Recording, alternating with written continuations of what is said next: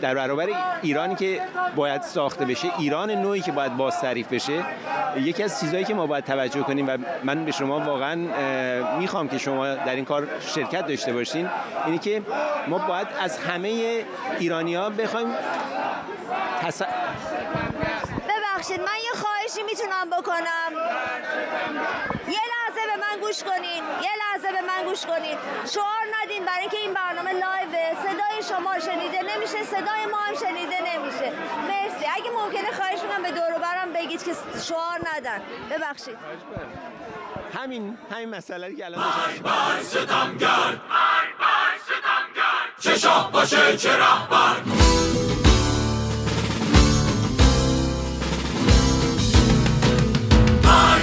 ستمگر چه شاه باشه چه رهبر، بر ستمگر چه شاه باشه چه رهبر. یه حرف ساده که تموم حرفه، یه بغض کهنه که عمیق و ژرفه، برای آدما سرود باور، برای دیکتاتورها وحشت آور.